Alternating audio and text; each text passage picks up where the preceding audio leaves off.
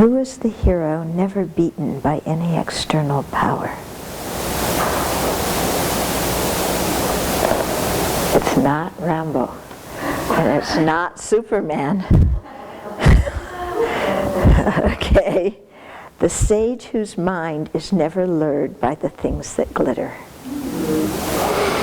Who is the hero never beaten by any external power? The sage whose mind is never lured by the things that glitter. I remember many years ago, like when I first met the Dharma going on a retreat, and watching my teacher kind of walk up the aisle to the front of the room. And he's small. Those years he was very thin. And, and he always walked with his head down, his hand in a certain way. But so it's not somebody you would kind of necessarily notice or think, was the brave soldier, And yet I remember thinking that he's the one who's really courageous, and because of this thing of not being lured by anything that glitters, and being completely determined, very clear on his Dharma path. So although other people are worldly brave, they're what was the thing here? The hero never beaten by any external power, even though regular soldiers are considered brave. They're defeated by external powers. I mean, literally, because they can get killed.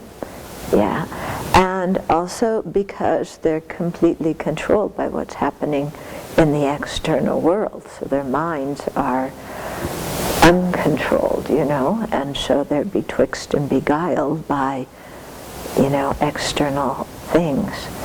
And the motivation you gave yesterday night and before the Tara Puja, where you sing in World War I, that in some places throughout Europe, on Christmas, they called a truce one day, and so the British soldiers and the German soldiers were out there drinking beer and lighting each other's cigarettes and chatting, whereas the previous day they were trying to kill each other, and the next day they would be trying to kill each other.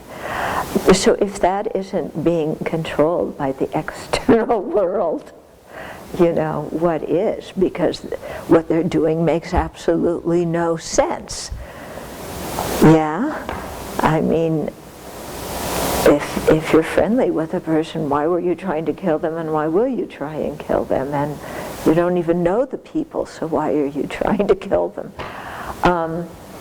But somebody who's a Dharma practitioner doesn't get extracted by the external objects, and especially by things that glitter. So the glitter refers to all the stuff that sparks our attachment and desire. So of course it could be possessions, and we're coming into the holiday season, so there's lots of glitter everywhere, and we're supposed to buy things and overeat and, do all this stuff, which, I don't know how happy people are. They seem, my impression of Christmas season is that people are all running around being frantic. And frantically trying to get all the presents and all the food, to have all the family without them fighting, have a good time. There's something not quite what I associate with being peaceful and harmonious about the holiday season, because everybody, I've got to go to this party, I've got to go to that party, and if I don't show up at my work party, then they're going to think I'm unfriendly, and so, but the work party is the same night as my golfing club party, and, which one am I going to go to, and, how am I going to afford all these presents? I'm already in credit card debt, and, my kids want all this stuff, stuff, which they don't really need, but if I don't get it for them, then they're going to say so-and-so's parents get it for that, for their friends, but why don't I do it? Then my kids won't like me, and it goes on and on, you know. So, you know, getting caught up in the glitter of possessions, okay? Then another thing of glitter is societal status, you know, to be recognized, whatever we want to achieve, to be recognized as an expert or as somebody knowledgeable, you know, in whatever field it is, you know. And wouldn't it be nice, you know, if you go somewhere, you know, maybe it's your bonsai club and you go to a bigger bonsai conference and somebody says, oh, I heard about you, you grow beautiful bonsais. Oh yes, you know. And so we may laugh at that, but for a person who grows bonsais for a hobby, that's really serious. So, you know, whatever we do for a hobby that we of course think is more important than growing bonsais, like going skateboarding, you know, definitely more sophisticated than bonsai trees, you know, or you know, whatever your hobby is, you know, painting watercolors on, or you know, drumming, or you know, you want to be known as somebody who's really good in that among the people and acknowledged for that. And in your office, you want to be offered promotions. You know, it's like, oh, a status symbol. Oh, I was offered a promotion. Yeah, and you know, kind of, oh, that must mean I'm really good. So that's part of the glitter too. And then, of course, the most enticing of the glitter are romantic relationships. You know, that's just like, wow, you know, over the top glitter, because now somebody loves me, and now na na na na na, and all these daydreams I've been having for so long now are totally fulfilled forever and ever until the next fight.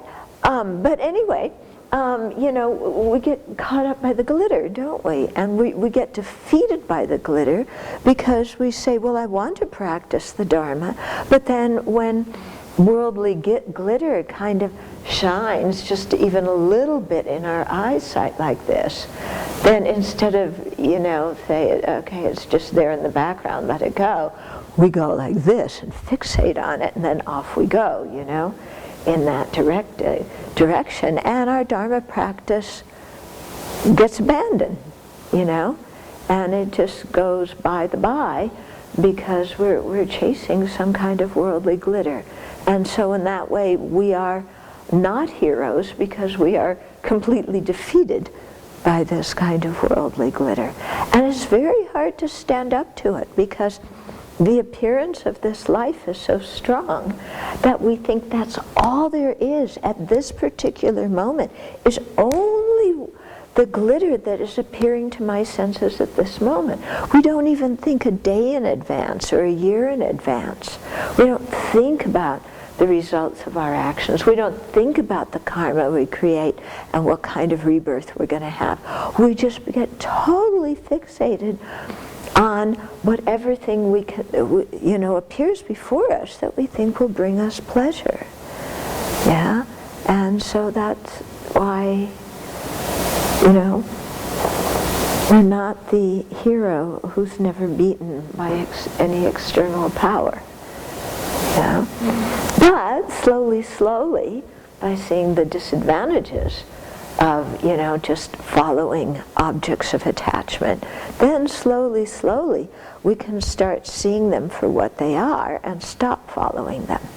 You know, it's like if you have somebody who's been really friendly towards you and then you discover that they've been lying to you.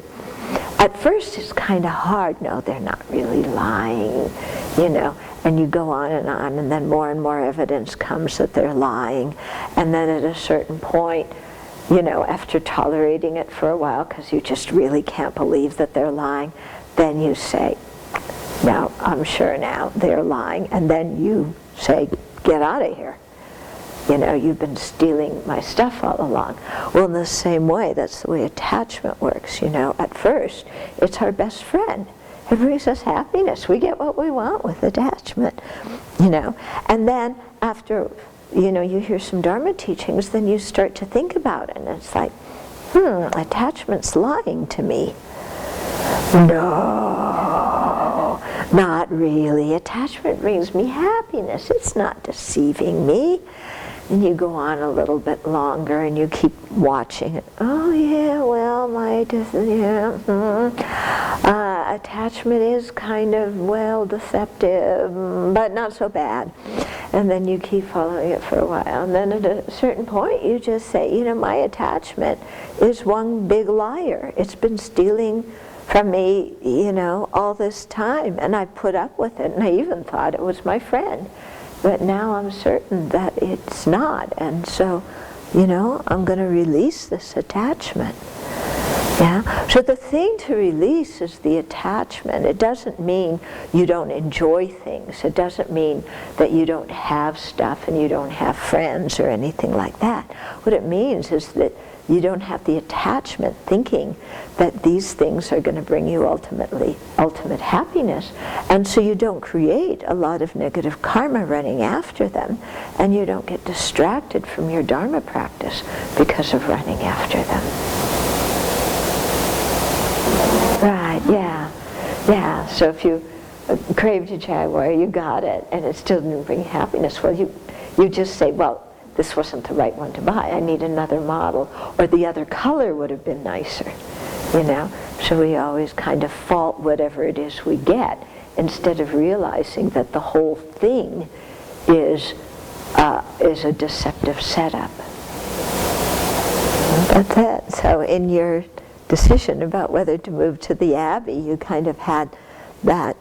You were able to step back and observe your life, and it's just one big runaround seeking pleasure that never really brought satisfaction or peace. Yeah. And it's true, without the Dharma that can tell us this, you know, we would probably never even notice it from our own experience, because like you said, we just think, well, it was the wrong thing. You know, it was the person that I was married to. It was the job I had. It was the wrong color or wrong model car, you know, instead of it's the, you know, the problem is the clinging. Yeah.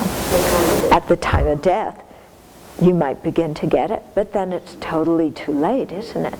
And actually, even then, some people, if the whole purpose of their life was to get all this wealth and physical objects, they get terrified of losing it at the time of death. Yeah, because it's very clear that there's no choice. You've got to separate from it.